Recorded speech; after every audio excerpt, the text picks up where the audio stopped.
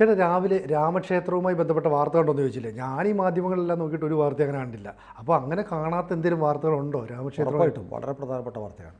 അയോധ്യയിലെ രാമക്ഷേത്രം അറിയാലോ, ഇന്ത്യൻ രാഷ്ട്രീയത്തിൽ ഏറ്റവും വലിയ ചർച്ചാ വിഷയമായിരുന്നു എത്രയോ കാലമായി. അത് രാഷ്ട്രീയ വിഷയം മാത്രമല്ല, ഒരു വൈകാരിക വിഷയം കൂടിയായിരുന്നു. 500 വർഷങ്ങൾക്ക് മുമ്പ് ബാബർ തകർത്ത രാമക്ഷേത്രത്തിൻ്റെ സ്ഥലത്ത്, രാമ ജന്മഭൂമി എന്ന് ഹിന്ദുക്കൾ വിശ്വസിക്കുന്ന സ്ഥലത്ത് ഒരു രാമക്ഷേത്രം ഉണ്ടാകുന്നത്. ആ കേസ് ദീർഘകാലമായി കേസായിരുന്നു. 2019 നവംബർ 19 സുപ്രീം കോടതി അതിൽ അന്തിമ വിധി പ്രഖ്യാപിച്ചത്. അത് ഒരു 5 അംഗ ബെഞ്ചായിരുന്നു. Chief justice Ranjan Gogoi, S A Bobde, ഇപ്പോഴത്തെ chief justice DY Chandrachud, Ashok Bhushan, Abdul Nazeer എന്നിങ്ങനെ 5 പേരടങ്ങുന്ന സുപ്രീം കോടതി ബെഞ്ചാണ് അയോധ്യ പ്രശ്നത്തിന് എന്നേക്കുമായി പരിഹാരം കൽപ്പിച്ചുകൊണ്ട് ആ ഭൂമി രാമജന്മഭൂമി ട്രസ്റ്റിന് വിട്ടുകൊടുക്കാൻ ഉത്തരവിട്ടത്. അന്തിമവിധിയായി. അതോടെ ആ ചാപ്റ്റർ ക്ലോസ്ഡ്.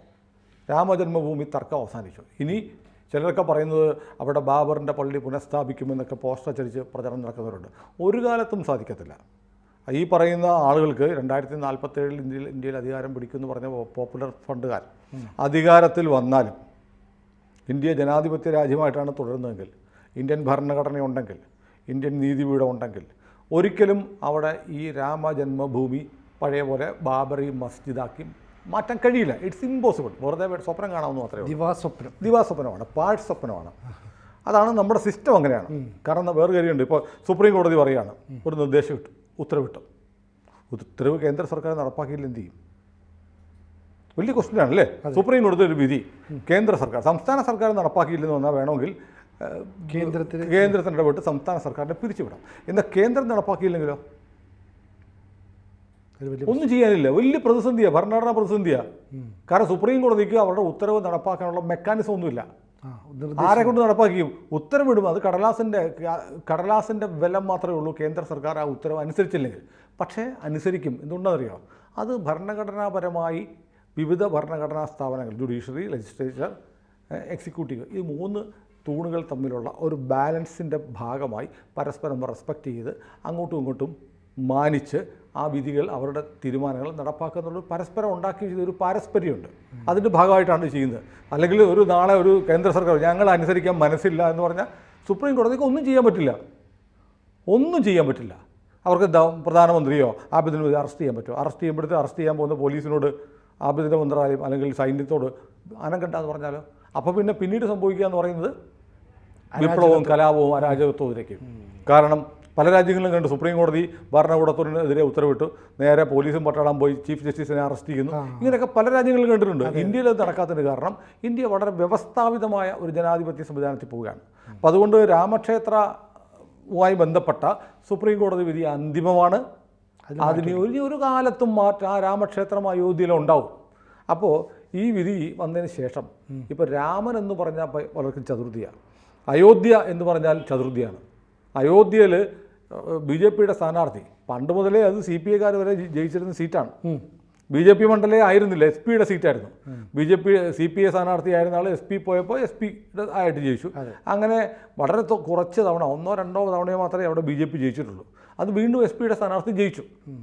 അതുകൊണ്ട് രാമൻ തോറ്റു എന്നൊക്കെയാണ് പറയുന്നത്. അപ്പോൾ കഴിഞ്ഞ ദിവസം രാഹുൽ ഗാന്ധി പറഞ്ഞില്ലേ, രാമജന്മഭൂമി പ്രസ്ഥാനത്തെ നമ്മൾ തോൽപ്പിച്ചു അയോധ്യയിൽ, ഇനി ഗുജറാത്ത് എന്ന് പറഞ്ഞാൽ ശ്രീരാമനെ തോൽപ്പിച്ചു എന്നാണ്. അപ്പോൾ അത്ര വലിയ വെറുപ്പാണ് കോൺഗ്രസിനൊക്കെ. അപ്പോൾ ഇന്ത്യയിലെ രാമക്ഷേത്രത്തിൻ്റെ ഉദ്ഘാടനത്തിന് ശേഷം ഇന്ത്യയുടെ രാഷ്ട്രപതി, ഉപരാഷ്ട്രപതി, വിവിധ സാംസ്കാരിക, സാഹിത്യ, ചലച്ചിത്ര രംഗത്തെ എല്ലാ പ്രതിഭാശാലികളും രാമക്ഷേത്രം പോയി കണ്ടു. രാമക്ഷേത്രത്തിൽ പോവാത്തത് ആരാ? രാഹുൽ ഗാന്ധിയും അദ്ദേഹത്തിൻ്റെ ഇന്ത്യ വിരുദ്ധ മുന്നണിയുമാണ്. അതിൻ്റെ പേരും ഇന്ത്യ എന്നാണ്. അവർ മാത്രം പോയിട്ടില്ല. രാമനെതിരാണ് ആര്? രാഹുൽ. അപ്പോൾ ഇന്നലെ സംഭവിച്ചത്, ഇന്ത്യയിലെ പ്രധാനമന്ത്രി, രാഷ്ട്രപതി, ഉപരാഷ്ട്രപതി ഇവരൊക്കെ രാമക്ഷേത്രത്തിൽ പോയി. ഇപ്പോൾ ഏറ്റവും അവസാനമായി ഇന്നലെ പോയിരിക്കുന്നത് ഇന്ത്യയിലെ അതേപോലെ വളരെ പ്രധാനപ്പെട്ട ഒരു പദവിയിലിരിക്കുന്ന Indian chief justice DY Chandrachud Ayodhya സന്ദർശിച്ചു. ഇന്നലെ 2.5 മണിക്കൂർ അദ്ദേഹം അവിടെ സന്ദർശിച്ചു. ഹനുമാൻ ഗ്രഹയിൽ പോയി. എന്നിട്ട് അവിടുന്ന് രാമകഥാ പാർക്കിൽ നിന്ന്, അയോധ്യ എയർപോർട്ടിലാണ് വന്നത്, അവിടുന്ന് രാമകഥാ പാർക്കിൽ നിന്ന് ഹെലികോപ്റ്ററിൽ അദ്ദേഹം ലക്നൌവിലേക്ക് പോയി. ഇത്രയും കാര്യങ്ങൾ ഇന്നലെ സംഭവിച്ചിട്ടുണ്ട്. എന്തുകൊണ്ടാണ് ഈ സന്ദർശനം വളരെ പ്രാധാന്യമുള്ളതെന്ന് ആകുമെന്ന് അറിയാമോ? ഒന്ന്, ഇന്ത്യയിലെ എല്ലാ എക്സിക്യൂട്ടീവ് 3 തൂണുകളുടെയും തലവന്മാർ അല്ലേ, ഭരണകൂടം, എക്സിക്യൂട്ടീവ്, ലെജിസ്ലേച്ചർ എന്ന് പറയുന്നത് പോലെ രാഷ്ട്രപതി പോയി, ഉപരാഷ്ട്രപതി പോയി, ഇന്ത്യൻ പ്രധാനമന്ത്രി പോയി, സ്പീക്കർ പോയി, ഇപ്പോൾ ജുഡീഷ്യറിയുടെ തലവനും അവിടെ പോയി രാംലല്ലയെ വണങ്ങിയിട്ട് തിരിച്ചു പോയിരിക്കുന്നു. വളരെ പ്രധാനപ്പെട്ടൊരു കാര്യം കൂടെ പറയാം. അയോധ്യ കേസിൽ വിധി പറഞ്ഞ ആളാണ് DY ചന്ദ്ര. ആ ബെഞ്ചിൽ അദ്ദേഹം ഉണ്ടായിരുന്നു. അത് കഴിഞ്ഞാണ് അദ്ദേഹം ചീഫ് ജസ്റ്റിസ് ആകുന്നത്. ആ ബെഞ്ചിൽ അപ്പോൾ രഞ്ജൻ ഗഗോയ് ആയിരുന്നു ചീഫ് ജസ്റ്റിസ്. അതിനുശേഷം ആ ബെഞ്ചിലുണ്ടായിരുന്ന ബോബ്ഡെ ചീഫ് ജസ്റ്റിസായി. അതിനുശേഷം ചന്ദ്രചൂഡായി. ആ ബെഞ്ചിലുണ്ടായിരുന്ന മറ്റ് 2 പേരെയും രാമൻ്റെ അനുഗ്രഹം പോലെ അവർ ഇന്ത്യയുടെ ചീഫ് ജസ്റ്റിസായി. അശോക് ഭൂഷൺ, അബ്ദുൽ നാസർ ഇപ്പോൾ വിരമിച്ചു. അദ്ദേഹം ഒരു ഗവർണറാണ് ഇപ്പോൾ, അറിയാലോ. അത് വിവാദമായിരുന്നു. അയോധ്യ കേസിൽ വിധി പറഞ്ഞ ജഡ്ജിയെ BJP ഗവർണറാക്കിയെന്ന് പറഞ്ഞു. അപ്പോൾ ഏതായാലും അവിടെ ഇന്ത്യയുടെ പരമോന്നത നീതിപീഠത്തിൻ്റെ തലവൻ ഇന്നലെ രാമഭഗവാനെ പോയി വണങ്ങി എന്നുള്ളത് എന്തുകൊണ്ടാണ് നമ്മുടെ മാധ്യമങ്ങൾ വാർത്തയാക്കാത്തത്? എന്തുകൊണ്ടായിരിക്കും? സിനിമ എന്ത് തോന്നുന്നു?